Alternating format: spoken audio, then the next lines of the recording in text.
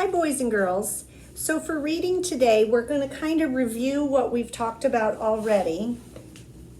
We've been talking about story elements, which are parts in a story. So we already talked about the characters, and that the characters are who is in the story and who everything is happening to.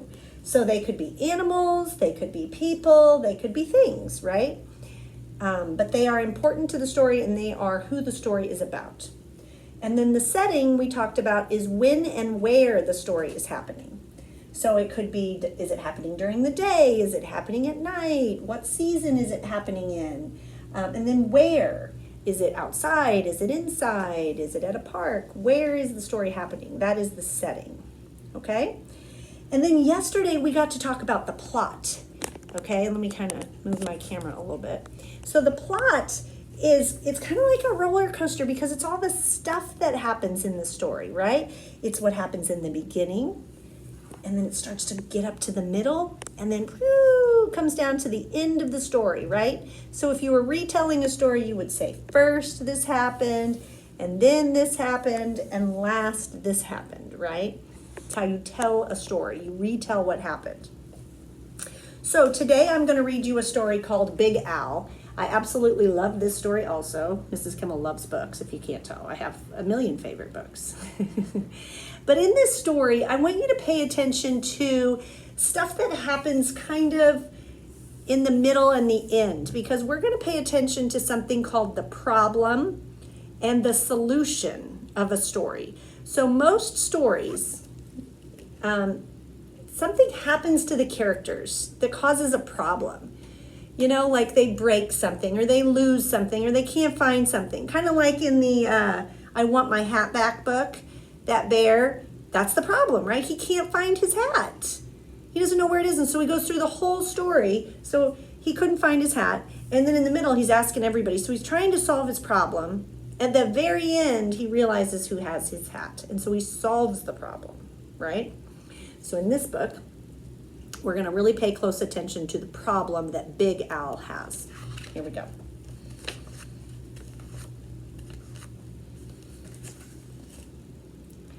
Big Al, oh no, my camera moved. Let's try that. Okay, can you see? In the wide blue sea, there was a very friendly fish named Big Al.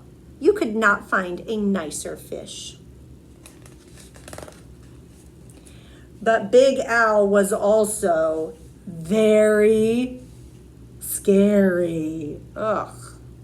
He's not a very pretty fish, is he? Poor guy. Other fish seemed to have at least one friend. Some had many, but Big Al had none. He did not really blame the other fish. How could he expect little fish to trust a great big fish with eyes and skin and teeth like his? So Big Al was lonely and cried big salty tears into the big salty sea. So right here we have the problem. The character, Big Al, is sad because he doesn't have any friends. And he doesn't have any friends because he's big and scary, right? The other fish don't like him. That's the problem, right? We know the setting too. He's in the ocean, right? We can't really tell when, but he's in the ocean, right? Maybe daytime. But Al really wanted friends, so he worked at it. First, he tried wrapping himself up with seaweed. He thought it was a great disguise, but no one else did. Who wants to stop and talk to a floating plant that has big, sharp teeth? Okay, so look, he's trying to solve the problem. He's trying to find a solution.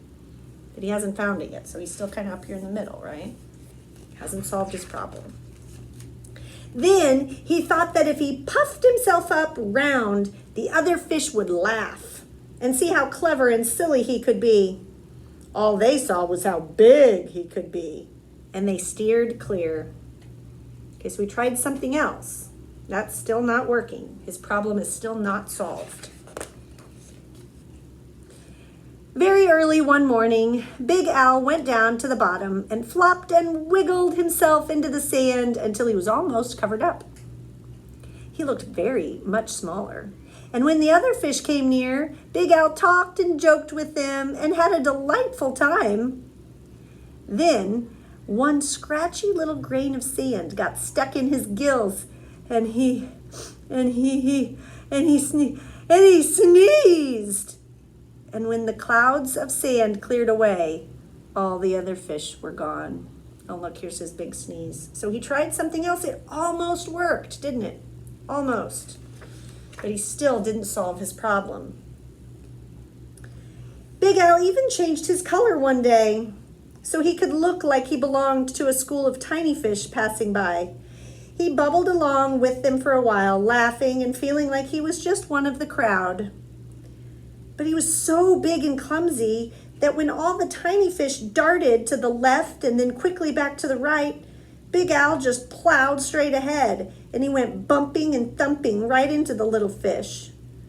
Before he could even say, "Excuse me," they were gone, and he was all alone again, sadder than ever. He thought he had another solution, but it still didn't solve his problem. Oh, this has got a mess up on my page. Just kind of ignore that.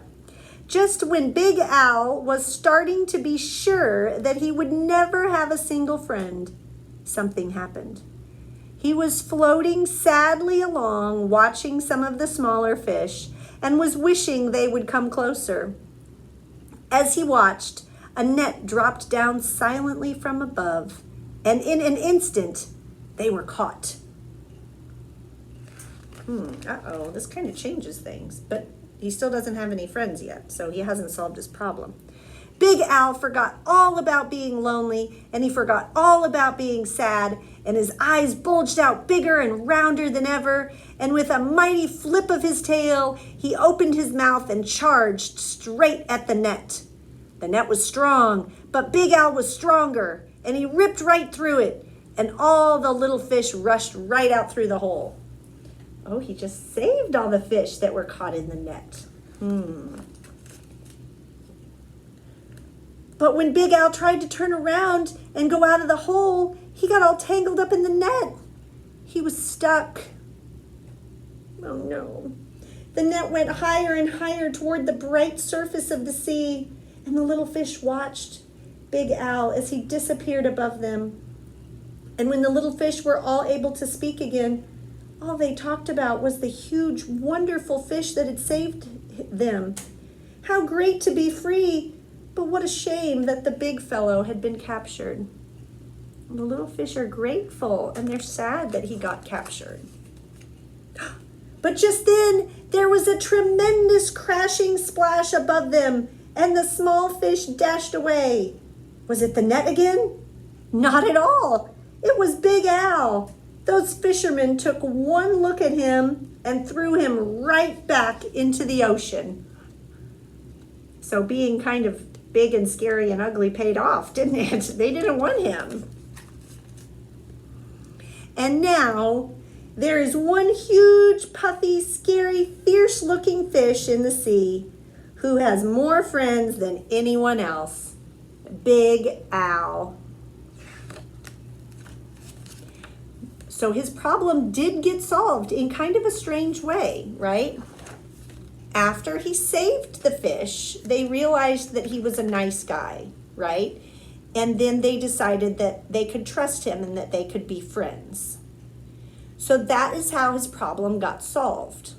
So that is the problem, was he had no friends, and the solution is that he proved to them that he wasn't scary and that he could be a good friend. All right, we can even think back to the book we read yesterday. Ming-Lo Moves the Mountain. They had lots of problems living underneath the mountain, right? The rocks would fall and make holes in their roof. And they kept going to the wise man for advice to try to find answers. Kind of like Big Al kept trying to find answers to solve his problem. But in the end, they ended up moving backwards to solve their problem, right? So in both stories, there was a problem, and they tried lots of different things to solve their problem, to find the answer, and then they did.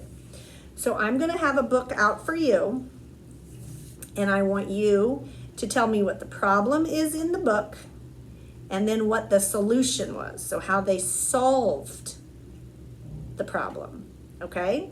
So I'll have two spots, a problem spot and a solution spot.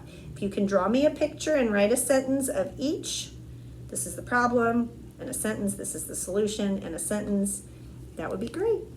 Okay, happy reading, guys. Bye.